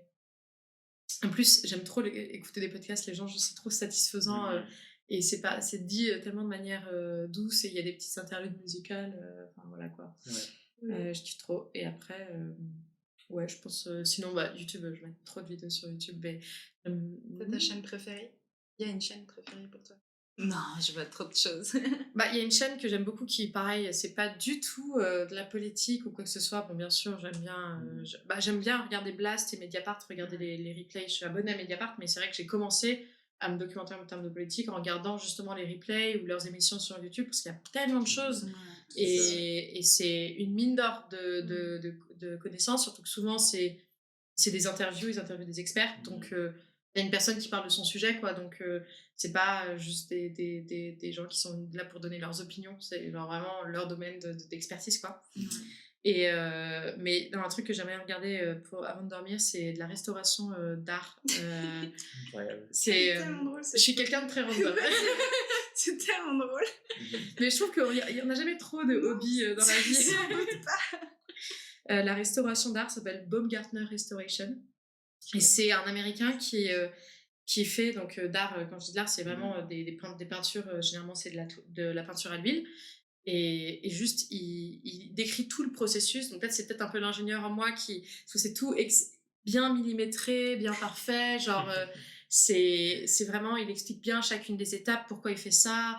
Et donc, chaque vidéo, c'est un peu différent, même s'il y a toujours les mêmes étapes. En fait, bon, des fois, il y en a qu'il faut sauter parce que ça, c'est pas nécessaire pour le tableau. Mais donc, t'as vraiment ce truc et c'est hyper bien filmé, c'est beau. Des fois, il fait des petites. Je me demande à quoi ça ressemble, honnêtement. Je vais vraiment. C'est vraiment toutes les étapes, quoi. Donc, d'abord, tu vois le truc complètement déchiré ou alors très vieux, complètement déteint. Tu sais, quand t'as l'enduit qui a décoloré et tout, qui est tout. Alors, finalement, ça te procure comme un sentiment de satisfaction. Exactement. C'est un peu comme les gens qui font les réparations, typiquement genre les nettoyages de tapis ou les réparations d'objets, les trucs comme ça. Sur TikTok, voilà. Voilà, exactement. Et ça, c'est version long et version tu te poses dans ton lit avec ton ordi et tu te.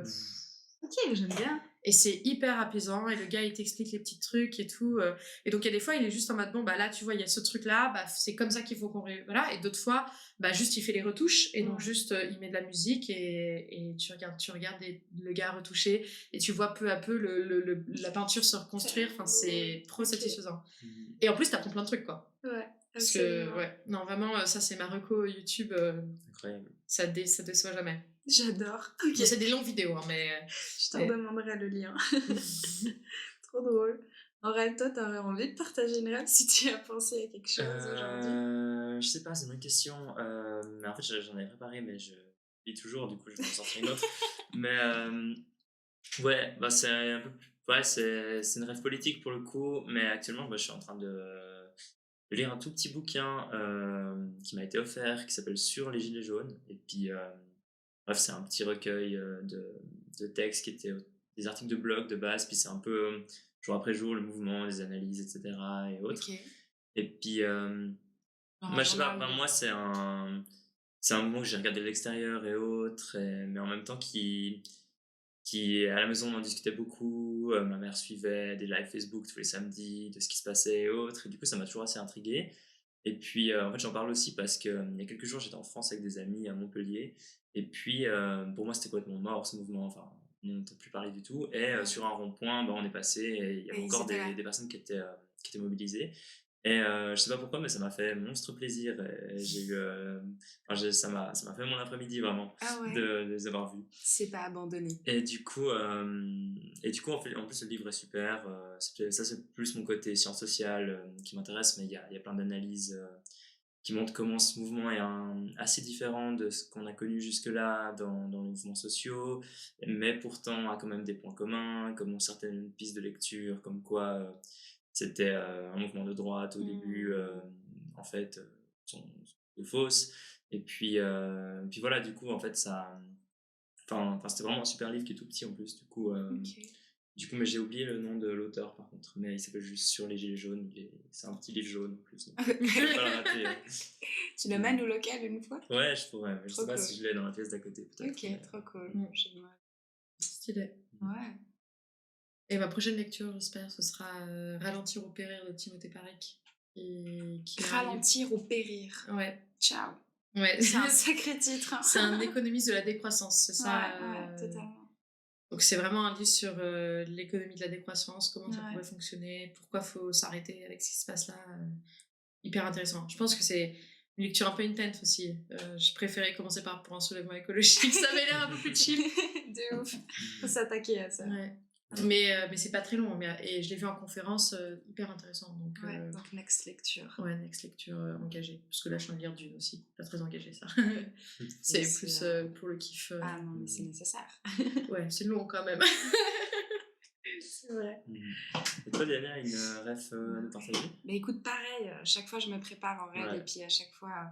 Mais là, du coup, je vais me laisser porter parce que, comme c'est vrai, on a parlé pas mal de thématiques féministes. Ça m'a fait penser à un podcast que j'ai découvert il n'y a pas si longtemps qui s'appelle Éloquence. En tout cas, je sais qu'il est disponible sur Spotify et c'est très chouette parce que du coup, c'est une femme qui interviewe différentes femmes qui prennent la parole en fait pour avoir un impact sur le monde. Donc ça peut être des femmes politiciennes, ça peut être des oratrices, ça peut être enfin, plein de profils différents et voilà, je trouve super enrichissant ces différents profils qui s'engagent pour plein de causes différentes. Éloquence, c'est hyper chouette.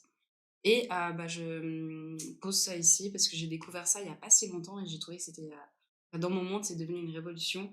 J'ai découvert à Renan, en fait, je crois, le seul magasin en Suisse pour tout ce qui est produits de la femme. Donc, il y a tous les produits de menstruation, tout genre, hein, cup, culottes de menstruelle, serviettes menstruelles. Et en fait, c'est un magasin 100% féminin, pensé pour la femme. Et perso, j'avais jamais vu ça de ma vie et j'étais là... Waouh, je suis trop fière, à Renan, il y a ça. Du coup, voilà, et je crois que la boutique, elle s'appelle Ragnut. Ouais, Ragnut, et tout facile. À Renan, elles ont une page Instagram ici. Mais je crois que je connais parce que elle m'avait proposé une collaboration avec l'asso féministe de l'hôtel. Bah écoute, ça m'étonne même pas. Parce que vraiment, c'est la seule boutique en Suisse que tu peux aller chercher et puis voir, je sais pas, une centaine de modèles de cups différentes et puis ça t'a nulle part ailleurs, quoi. Ouais, trop bien. Donc voilà, ça m'a rendue très fière de notre région. C'est tout pour mes références. Trop beau. Ouais. Et puis, est-ce que Pauline, t'aimerais clôturer en partageant peut-être, je sais pas, une dernière info, une annonce ou whatever, ou rien, hein. Je sais pas si Un t'avais... message, un souhait à faire passer. Pas obligé, hein. Tu peux faire une dédicace à quelqu'un. Tu peux, oui, dédicacer à ta Un grand-mère un bisou. bisou. Ouais, bah, ma grand-mère, ça, j'ai déjà fait une longue dédicace, une petite dédicace à Tarek qui t'a donné les petites informations pour le début. Non, je sais pas, j'ai pas parti mon truc de mots de la fin. Merci, c'était très sympa. C'était cool de discuter de tous ces sujets et je trouve que c'est drôle, ça montre bien à quel point, même sans se rendre compte, il y a... Même si je suis quand même quelqu'un qui a des centres d'intérêt hyper éclectiques, mais j'ai l'impression que il y a plein qui se retrouvent un peu entre eux et qui se rejoignent et tout, et que même dans le chemin de vie un peu, enfin, tu finis un peu toujours par trouver ton chemin, quoi. C'est un peu bateau, mais... Non, mais certainement. Je pense qu'il n'y a pas de juste ou faux. Tous les focus que tu as envie de faire dans ta vie, fais-les si ça t'as du plaisir. Puzzle, poney, whatever. Ouais. Pas encore le poney, mais... Encore le poney. Mais le yoga, c'est très sympa. Ça aussi, ça détend, ça relaxe. Tu te lances dans le yoga ou de plus en plus? J'en fais. Enfin, j'en fais. J'en faisais beaucoup, j'en fais moins en moins. Enfin, j'en fais moins parce que juste, je prends pas le temps, mais c'est... Dès que j'en fais à chaque fois, je suis là, oh, c'est trop bien, faut que j'en fasse plus, quoi. Ouais, c'est sûr. C'est juste un rendez-vous avec soi-même trop agréable, le yoga. Ouais, nécessaire aussi. Ok, je partage. Une chose qu'on pourra partager. Moi, je voulais te remercier, Pauline, c'était trop chouette. J'accepte notre invitation. Merci beaucoup. C'était un super moment avec toi. Aurel, merci pour ta présence. Merci à toi aussi. As always. Toujours un plaisir. Et du coup, je vais boucler gentiment cette émission en vous remerciant aussi, vous, le public. Merci à la technique également. Donc là, c'est un début de saison 2 et on se retrouve tous les 2 lundis, comme vous le savez, à 20h30. Les rediffusions du coup de l'émission seront disponibles sur YouTube très vite. Et je sais pas si vous avez remarqué, mais maintenant dans notre profil de la chaîne Twitch, on a ajouté en fait la possibilité de nous aider avec des dons. Donc voilà, nous, l'association, on n'accepte pas d'argent de partis politiques, de multinationales, de lobbyistes, whatever. On dépend uniquement des contributions de nous-mêmes et des personnes qui veulent bien croire en ce qu'on fait. Donc, si vous voulez soutenir soit la chaîne Twitch pour qu'on puisse continuer à développer le studio, ce qu'on fait ici, ou soit le mouvement Agissons, il y a tous les liens directement dans notre chaîne Twitch. Et vous pouvez également nous suivre sur les réseaux sociaux, partout. Rejoignez le mouvement, c'est génial, on s'aime beaucoup. Et je vous remercie tous. Bonne soirée. Bonne soirée. Bonne soirée.